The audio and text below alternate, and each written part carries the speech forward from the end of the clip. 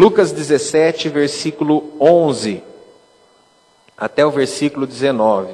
Quem achou, diga amém. Quem não achou, misericórdia. Todo mundo achou? Porra, abençoada. Oh, glória. A caminho de Jerusalém, Jesus passou pela divisa entre Samaria e Galiléia.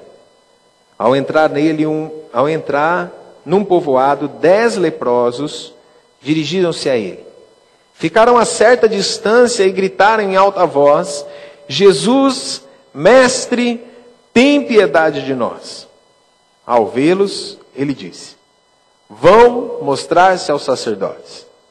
Enquanto eles iam, foram purificados. Um deles, quando viu que estava curado, voltou, louvando a Deus em alta voz. Prostrou-se aos pés de Jesus e lhe agradeceu. Este era samaritano. Jesus perguntou: não foram purificados todos os 10? Onde estão os outros 9? Não se achou nenhum que voltasse e desse louvor a Deus, a não ser este estrangeiro? Então ele lhe disse: levanta-se e vá, a sua fé o salvou. Amém? Feche os teus olhos, vamos orar mais uma vez. Pai, obrigado pela tua palavra. O Senhor venha fazer com que ela desça até o nosso coração e possa cair em terra fértil, Senhor. O semeador saiu a semear e ele plantou sementes. E por onde ele passava, no caminho onde ele passava, sementes caíram em terra boa, sementes caíram em terra ruim. Sementes os pássaros comeram, outros caíram na pedra. Senhor, nós pedimos, Deus, que essas sementes que vão ser plantadas possam cair em terra boa. Que nosso coração seja uma terra boa agora. Rega-nos, Senhor, com o teu Espírito Santo. Abre os nossos ouvidos para que possamos ouvir. Abre os nossos olhos para que possamos ver. Abre o nosso entendimento para que possamos entender a profundidade da tua palavra e a importância dela para nós. Em nome de Jesus, oramos e agradecemos, Senhor. Amém.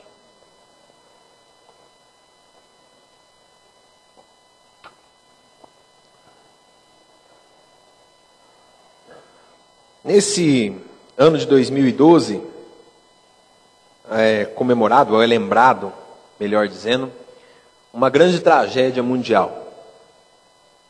Completou-se 100 anos que o Titanic afundou. E uma das histórias, são diversas histórias que rondam o Titanic.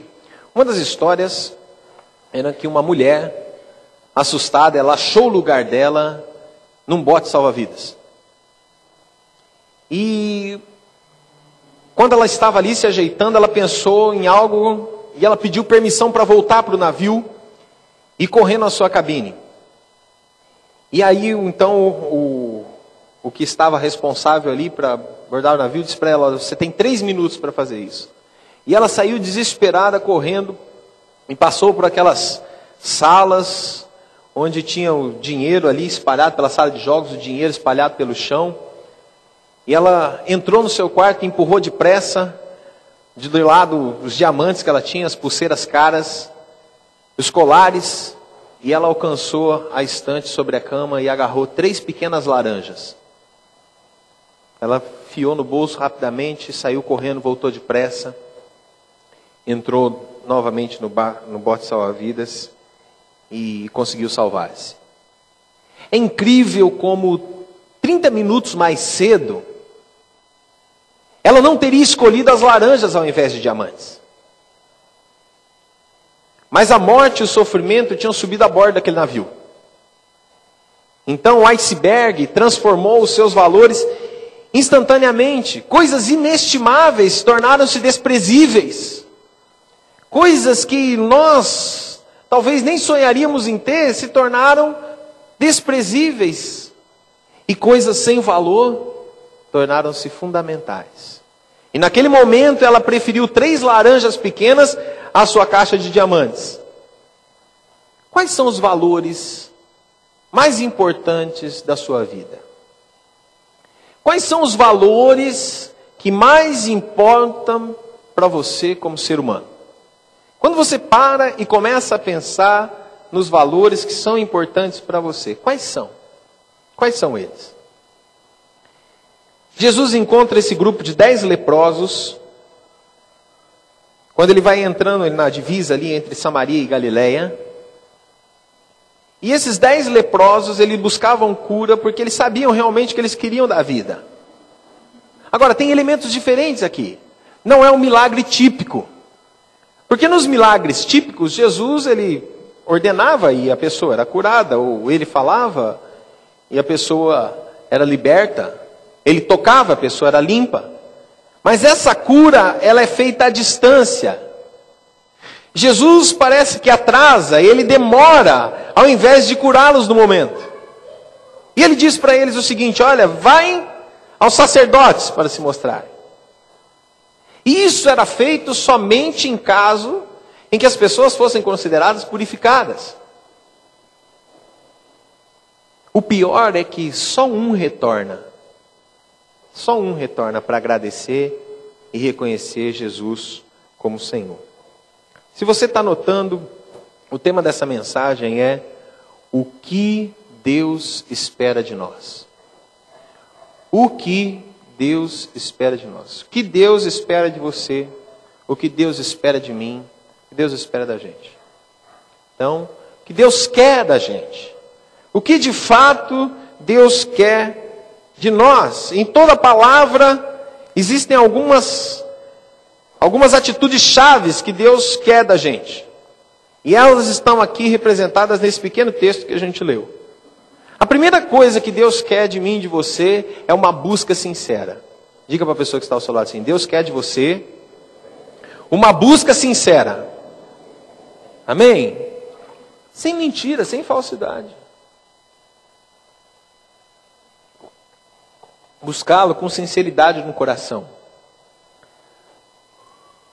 Interessante, no versículo de número 11, o texto diz assim: ao caminho de Jerusalém, Jesus passou pela divisa entre Samaria e Galileia. Ao entrar no povoado, 10 leprosos dirigiram-se a ele e ficaram a certa distância. Todos podem buscar a Deus, todos. Sem exceção, todos podem buscar a Deus. Não há limite de raça, não há limite de tribo, não há limite de sangue. Não, todos podem buscar a Deus. A jornada de Jesus aqui nos limites, nas religiões limítrofes de Galileia e Samaria, um milagre acontece com um samaritano. Deixa eu fazer um parênteses aqui para você entender a história. Os judeus e os samaritanos, eles eram inimigos. O que aconteceu? Como é que surgiu esse povo samaritano? Os assírios, quando invadiram a terra de Jerusalém, a terra do povo judeu, eles enviaram pagãos para repovoar a Palestina.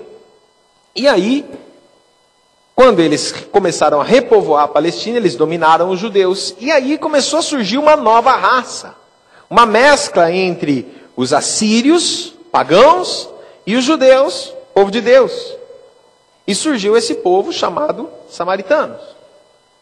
Eles criam apenas no Pentateuco, que são os primeiros 5 livros da Bíblia, Gênesis, Êxodo, Levítico, Números e Deuteronômio, somente no Pentateuco. E eles construíram um templo lá no Monte Gerizim. Então, enquanto os judeus adoravam em Jerusalém, os samaritanos adoravam onde? No monte. Aí você traz à memória Jesus conversando com aquela mulher na beira do poço, aquela samaritana, né?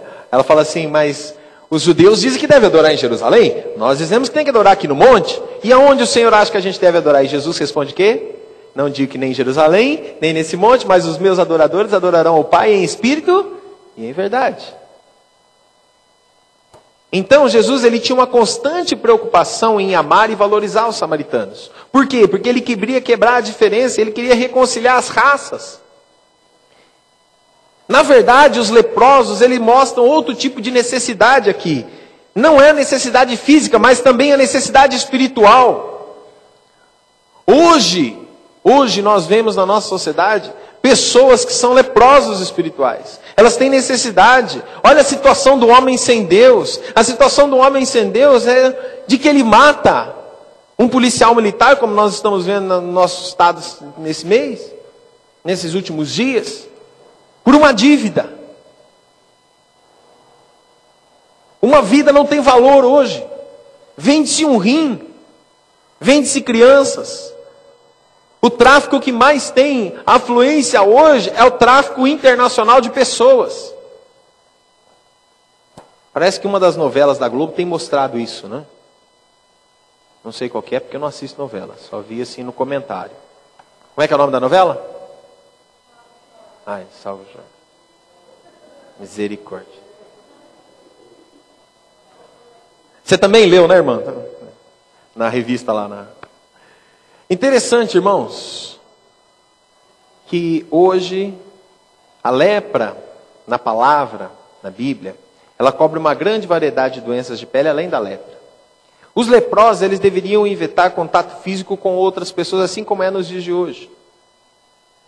Eles eram proibidos de tocar ou de se aproximar de alguém para não quebrar as leis cerimoniais. E por isso eles chamam Jesus de longe. Eles mantiveram-se à distância e foram o quê? Curados à distância. Jesus não tocou neles. O verso 13 diz assim: e gritaram em alta voz: Jesus, mestre, tem piedade de nós. A alma inquieta, ela grita, ela clama por Deus. O vocativo é o clamor. A palavra forte aqui é: tem compaixão de nós. Tem piedade de nós. Era um pedido urgente. A súplica deles foi unânime. Mas o pedido era importuno. Eles ergueram as vozes e clamaram à distância, berrando, gritando: Jesus, tem misericórdia de nós, compadece da gente, tem piedade. Ou seja, Deus sente a nossa dor. E eles chamam Jesus de mestre, porque se ele de fato fosse mestre, ele também seria o Salvador e vice-versa. Então eles não precisavam apenas da cura da lepra, mas eles precisavam de misericórdia na situação que eles viviam, afastados das famílias, vivendo de mendicância, vivendo do que os outros lhes davam. Eles não podiam trabalhar, eles não podiam desempenhar nenhuma função. Eles simplesmente vegetavam e comiam o resto que as pessoas lhes ofereciam. Interessante que talvez eles tenham se lembrado aqui de Amós capítulo 5, buscai ao Senhor enquanto se pode achar. E eles começaram a clamar. Eles devem ter ouvido a fama de Jesus, o poder de Jesus, que havia curado centenas, que havia curado doentes, enfermos, que havia realizado milagres, ressuscitado mortos. E eles procuram a sua ajuda. A oração então é como um grito da alma, é um clamor do Espírito. Buscar ao Senhor diante do sofrimento, diante da dor e da luta que eles estavam passando. Assim também é conosco. Nós temos que aprender a buscar a Deus em todo o tempo. Buscai ao Senhor enquanto se pode achar, invocai enquanto está perto. O Senhor está perto de nós. É tempo de buscarmos ao Senhor, é tempo de clamarmos por Ele, é tempo de pedirmos que Ele nos ajude, é tempo de pedir que Ele venha e nos socorra. Senhor, nos ajuda, tem misericórdia de nós. Mas pastor, a minha vida está tão boa, eu não preciso da misericórdia do Senhor. Então levante suas mãos e agradeça ao Senhor. Isso também é buscá-lo. Isso também é buscar Deus. Buscar o Senhor em todo tempo. O grande segredo da vida está em Filipenses capítulo 4, quando o apóstolo Paulo diz: aprendi a viver contente em toda e qualquer situação, tanto sei estar honrado como sei estar humilhado. Tenho experiência na escassez e tenho experiência na fartura. E de todas as circunstâncias eu tenho experiência. E eu aprendi a viver contente, eu aprendi a viver satisfeito em toda e qualquer circunstância. Irmãos, isso é uma lição para a nossa vida. Nós não somos satisfeitos em toda e qualquer circunstância. Nós só estamos satisfeitos quando a circunstância está tudo bem. Nós só estamos satisfeitos quando está tudo legal, quando o barco está singrando em águas que estão tranquilas. Quando a tempestade começa a aparecer, então a gente já não fica satisfeito. A gente já começa a praguejar, a gente começa a gritar. E muitas vezes a gente começa a murmurar. E esse é o nosso problema. Murmuração. Nada vai dar certo, eu não vou conseguir vencer, a minha vida é uma porcaria mesmo, eu não vou para frente. Comece a buscar o Senhor em nome de Jesus. enquanto você pode achá-lo. Invocar enquanto Ele está perto. Segunda coisa que Deus quer da gente, de mim e de você, tá? Deus, Ele quer de nós obediência incondicional. Diga para a pessoa que está ao seu lado, Deus quer de você obediência. Amém? Irmãos, tão difícil a gente obedecer. O verso 14, Jesus diz assim: ao vê-los, ele disse: vão mostrar-se aos sacerdotes. Vão mostrar-se aos sacerdotes. Jesus não cuspiu no chão, não fez lodo, não tacou neles. Ele já tinha feito isso com o cego.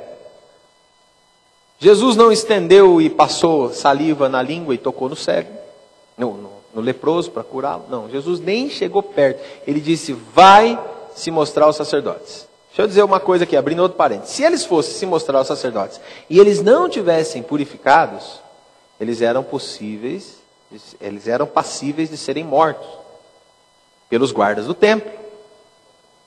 Não era qualquer um que entrava lá para o sacerdote e falava assim: não, peraí, eu preciso me mostrar ao sacerdote. Não, por quê? Não, porque eu sou leproso e preciso me mostrar. Peraí, como é que é essa história? Os sacerdotes, eles supervisionavam as observâncias da purificação das leis em várias vilas e em várias cidades. Então, quando o leproso recebe essa ordem, ele podia ter certeza que ele estava curado. E ele mesmo é o juiz da coisa. Peraí, deixa eu ver se eu estou curado. E aí ele foi se mostrar ao sacerdote. Eles foram se mostrar aos sacerdotes. Ao serem inspecionados pelos sacerdotes, examinados detalhadamente, eles então tinham permissão para voltar à sua família. Eles tinham permissão para viver novamente em sociedade. Eles tinham permissão para trabalhar de novo.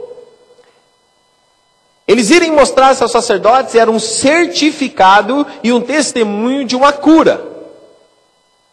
Normalmente o pedido para ver o sacerdote acontecia depois da cura. No caso desses 10 leprosos, alguns eram judeus e outros eram samaritanos. Então eles foram para sacerdotes e para templos diferentes. Uma parte foi para Jerusalém e outra parte foi para Samaria, para mostrar seus respectivos sacerdotes. Agora um outro parênteses aqui, uma coisa interessante. A doença, ela nos torna iguais. Na enfermidade, não existe rico, não existe pobre. Todos somos iguais. Interessante isso, né? Aí você fala assim: não, pastor, mas tem diferença, porque se o cara é um pouquinho melhor de condição, ele vai num hospital melhor, mas ele vai ser tratado pelo médico do mesmo jeito, ele vai passar pelos mesmos exames, ele vai passar pelas mesmas situações. A doença, ela nos nivela por baixo. A doença nos lembra como nós somos limitados. A dor nos traz a memória de como nós temos limites. De como a gente é pequeno. A doença, a enfermidade, nos traz a memória o quanto nós somos debilitados e carentes de Deus. Quanto nós precisamos dele. Então ir para o sacerdote era um teste de fé, era um teste de obediência. Todo aquele que desejava ser curado por Jesus devia se submeter aos seus métodos. Qual era o método de Jesus aqui? Eles foram. A história não é resultado apenas da habilidade de Jesus curar os leprosos, mas também da atitude da pessoa curada. Ou seja, obediência é essencial para quem quer receber algo de Deus. Se você quer receber algo de Deus, meu irmão, seja obediente. A cura vem através da palavra de Jesus. É o Logos, é a ordem. E quando Ele dá uma ordem, nós temos que obedecer. A cura aconteceu porque eles obedeceram às palavras de Jesus. E eles foram mostrar a seus sacerdotes, a quais cada um estava sujeito. E a obediência gerou purificação, ou cura. Purificado, no verso 14, entendido como curado. Obediência na nossa vida é essencial. Se você quer ser vitorioso em qualquer área da sua vida, você precisa ser obediente. Obediente à palavra de Deus, obediente ao Senhor, obediente à voz do Senhor, obediente àquilo que o Senhor fala para você, consciente daquilo que Deus tem te ordenado. Sabe por quê? Porque se não formos obedientes, se formos necios, se formos desobedientes, nós vamos colher os frutos da nossa desobediência. Nós vamos colher sobre nós os frutos daquilo que nós temos feito, que não tem agradado a Deus. Então o fato é, nós temos dois caminhos diante de nós. Qual é o caminho? O caminho da obediência e o caminho da negligência. E você e eu, como servos do Senhor, nós temos que ter um só caminho diante de nós, que é o caminho da obediência. Ele fala e a gente obedece. Pois não, Senhor. O que o Senhor quer de mim? O que o Senhor quer de mim? Terceiro e último lugar. O que Deus quer da gente? Terceira coisa é gratidão total. Diga para a pessoa que está ao seu lado assim: Deus quer gratidão de você. Amém? Um dos 10, percebendo que estava curado, imediatamente ele voltou e glorificou a Deus, louvando o Senhor pela sua maravilhosa cura. Ele ajoelhou-se perante Jesus e ele agradeceu. Nós precisamos aprender a dar glória a Deus através do louvor e da adoração, do agradecimento, do reconhecimento da majestade e dos atributos de Deus, do arrependimento, da crença nas suas promessas. Esse homem, ele vai diante de Jesus e ele aparenta sinceridade e paixão na sua gratidão por Jesus, por tudo que Jesus havia feito por ele. Em alta voz ele glorificou Jesus, ele reconhece que tudo veio de Deus. E ele levanta sua voz em louvores. Mas ele também se ajoelha perante Jesus. Numa demonstração privada, numa demonstração particular, numa demonstração humilde de gratidão a Deus. Então nós devemos agradecer todas as bênçãos a Deus e particularmente pela restauração e recuperação das nossas doenças. Precisamos aprender a ser rápidos no retorno da nossa gratidão. Interessante que os gritos que solicitaram a cura, nesse instante se transformam com a mesma intensidade nos gritos que agradecem. A mesma intensidade. Os gritos da misericórdia se transformam em gritos de louvor. Os gritos do clamor se transformam em gritos de gratidão. Aqui no verso 16, o texto diz que ele prostrou-se aos pés de Jesus. Na história de Lucas, capítulo 5, versículo 2, o leproso se prostra perante Jesus antes da cura, que simboliza respeito e honra. Mas aqui, nesse momento, ele se prostra depois da cura, que simboliza gratidão. Gratidão. E esse, o que ele era? Samaritano. Um detalhe revelado até certo ponto para dar ênfase. Quando Lucas escreve isso daqui, inspirado pelo Espírito Santo, ele queria mostrar aos judeus que aquele povo que deveria dar glória ao Senhor não estava fazendo. Era um estrangeiro, era um não-judeu. Interessante que haviam placas no lado externo do templo proibindo os não-judeus a entrarem no templo. Um não-judeu, um sem privilégios, um rejeitado pelo povo, mostrou melhor compreensão da situação do que os próprios judeus. Alguém fora do povo de Deus mostrou compreensão a respeito da gratidão do que o próprio povo de Deus, do que os próprios judeus. Gratidão. No cristianismo, religião é graça e ética é gratidão. Mas aquele que recebe algo das mãos de Deus volta-se ao Criador em real da gratidão, esse vai entender o verdadeiro significado da vida. Não há nada que pode nos unir a Deus como a gratidão. Nós o amamos porque Ele nos amou primeiro. Jesus, Ele responde com 3 perguntas só. Mas não eram 10? Só voltou 1. Um hospital inteiro de leprosos foi curado e só aparece um para agradecer. Um batalhão inteiro de soldados foi restaurado e somente um volta. Jesus fica entristecido com a ingratidão por parte dos outros 9 que, vendo a sua cura, saíram esquecidos. Como Jesus deve ter se sentido justamente entristecido pela ingratidão. Pela ingratidão que nós não damos a Ele. Pelo tanto que Ele fez por nós. Nós não demonstramos gratidão. Nós exigimos as nossas bênçãos. Somos egoístas. Sempre pensando em si mesmos. Sempre buscando o nosso bel prazer. Sem ao menos se lembrar de agradecer aquele que nos salvou. A ingratidão aqui é fruto da maioria. A maioria reclama. A minoria é otimista, positiva.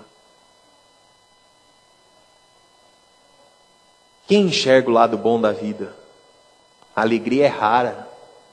Falta senso de humor.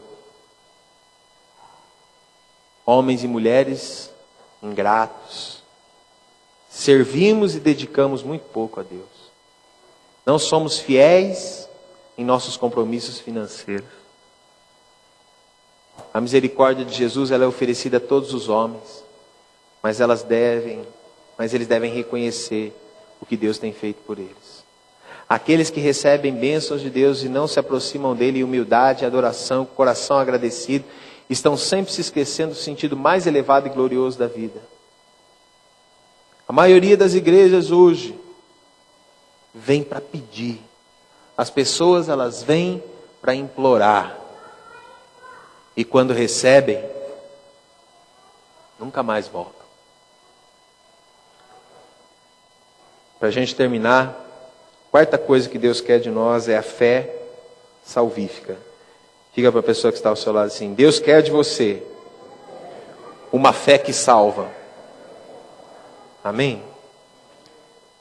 Só o samaritano entendeu as palavras de Jesus. Só ele. Dos 10 leprosos, só o samaritano entendeu. E o versículo 19 diz assim: então Jesus lhe disse: levante-se e vá, a sua fé o salvou. Sua fé o salvou. Não apenas o seu corpo físico fora livre da doença, mas ele foi salvo num sentido integral, num sentido completo, porque ele creu em Jesus e a sua fé foi um instrumento de sua cura e da sua salvação. Jesus reconhece que apenas um volta para glorificar a Deus. E ele declara que a salvação dele vem como resultado da sua fé. Os outros 9 demonstraram o quê? Superficialidade da fé. A história não implica que os outros 9 não tinham fé. Pelo contrário, eles foram até os sacerdotes. Eles se dirigiram aos sacerdotes. Então eles tinham fé que eles seriam curados, sim. Mas eles tinham uma fé incompleta. Muitas vezes nós somos assim também. A nossa fé é incompleta. A gente tem fé para ser curado, mas a gente não tem fé para agradecer. A gente tem fé para receber a cura, mas não temos fé para receber a salvação. Era uma fé incompleta. A fé, ela é demonstrada na gratidão. Ingratos. Embora fossem curados, não houve uma conexão entre eles e Jesus depois do evento. A conexão só vem antes. A salvação, meu irmão, vai além da cura física. Sabe por quê? Porque no máximo, nessa terra aqui, Quem for muito bom vai viver até os 90, 100 anos. Quem tiver uma vida muito 10, no sentido de cuidar do seu corpo, vai viver até isso. O resto de nós vamos morrer antes. A gente já conta da vida daqui para frente. Então uma cura física só vai durar alguns anos, se eu for pensar assim. Mas a cura da minha alma, ela vai durar toda a eternidade. Mais importante do que uma cura física que eu recebo, é a salvação que vem do Senhor. Cura física, meu irmão, não é o mesmo que salvação. A cura física, ela precisa ser transformada em cura espiritual. Porque a cura verdadeira vem da sua fé em Jesus. O milagre não é completamente experimentado, a não ser que mude o íntimo. A não ser que mude o coração. A não ser que transforme a vida. Não apenas a gratidão é importante, mas o relacionamento do homem com Deus, da mulher com Deus. 1/10 é a média. 1/10. 10 vezes somos protegidos de acidentes, mas somente agradecemos 1. 10 vezes somos privilegiados com alimento em casa, mas somente lembramos de louvar a Deus uma vez. 10 vezes somos abençoados financeiramente, mas nem 1/10 devolvemos a Deus em gratidão. Como somos pobres e avarentos em nossos retornos. Como esquecemos de agradecer e regressar a Deus. Ingratos ao Senhor, improdutivos no ministério, infiéis no serviço, somos assim. As promessas, meus irmãos, como é sério a gente prometer algo para Deus. Eclesiastes capítulo 5, versículo 4. A palavra diz que é melhor você não prometer do que você prometer e não cumprir. Não sejais pérfidos, diz a palavra. O que é pérfido? É aquele que diz assim, eu vou fazer e não faz. Quantas promessas vãs a gente faz? Votos que nós fazemos na hora da doença e não cumprimos na hora da saúde. Votos que a gente faz depois do sermão de consagração e logo esquecemos no meio da semana. Promessas de se tornar dizimista e ofertante em projetos evangelísticos e missionário, construção de templo, mas na hora do aperto a gente esquece. Na hora do arroxo, do consumismo, a gente deixa de lado. E se Deus não pudesse dar o tempo para nos abençoar hoje? Porque nós não pudermos ter tempo para lhe agradecer ontem? E se Deus decidisse deixar de nos conduzir amanhã, porque a gente não buscou Ele hoje? E se Deus deixasse com que nós não víssemos outra flor florescer, porque nós murmuramos quando Ele enviou a chuva? E se Deus não caminhasse conosco amanhã, porque nós não reconhecemos Ele agindo no dia de hoje? E se Deus levasse de nós a Bíblia, porque nós não a lemos hoje? O que faríamos se Deus retirasse sua mensagem, porque nós não escutamos o mensageiro dela? E se a porta da igreja estivesse fechada, porque nós não abrimos a porta do nosso coração? E se Deus deixasse de nos amar e de nos abençoar, porque nós não amamos e não abençoamos outros? E se Deus não nos ouvisse hoje, porque nós não o escutamos ontem? E se Deus respondesse às nossas orações, do mesmo modo que respondemos à chamada dEle para o serviço?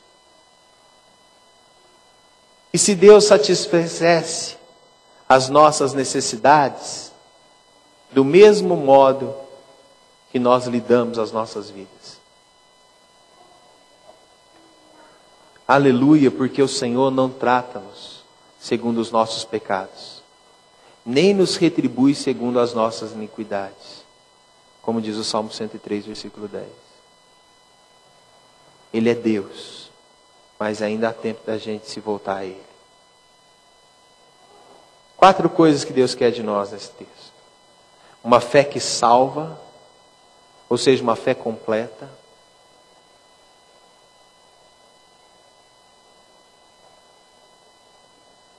Uma gratidão total, incondicional. Uma obediência sem limites. E finalmente uma busca sincera. São as 4 coisas que Ele quer da gente nesse texto. E eu creio que você pode fazer. Não tem nenhum de nós aqui que não possa fazer essas 4 opções. Buscar o Senhor sinceramente, agradecê-lo de fato, obedecê-lo incondicionalmente e ter uma fé que seja completa. Todos nós, sem exceção, podemos fazer isso. Queria que você curvasse a sua fronte. Nós vamos orar ao Senhor.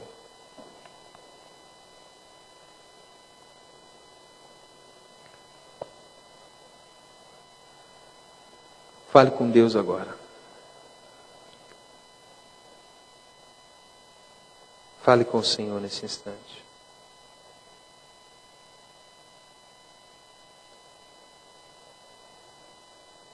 Ele quer ouvir a sua voz, mesmo que seja no seu coração.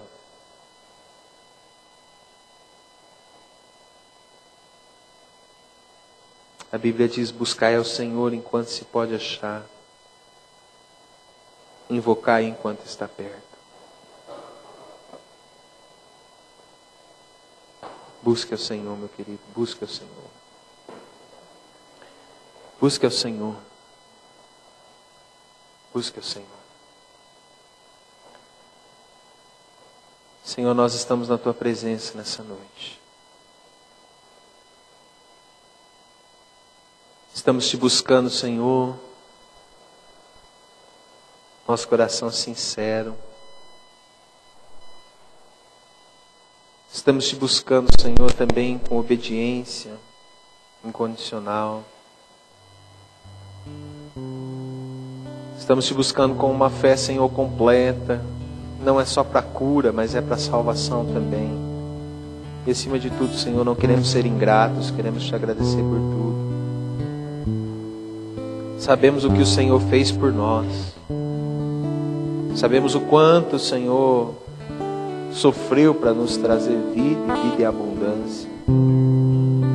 Sabemos, Deus, o quanto o Senhor verteu o Teu sangue naquela cruz para destruir as obras do diabo sobre nós, para nos tirar do império das trevas e nos levar para o Teu reino. Ah, Jesus, ah, Jesus, nos ensina a ser gratos ao Senhor. Nos ensina a ser gratos ao Senhor. Em nome de Jesus, nos ensina.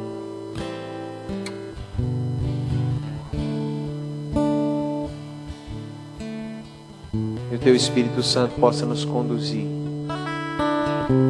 E a gente possa entender o que o Senhor de fato quer de nós. De que a gente não está aqui para agradar a homens. Nós estamos aqui para Te agradar, Jesus. Nós Te glorificamos pela Tua presença na nossa vida. E oramos em Teu nome, Jesus. Amém. Amém.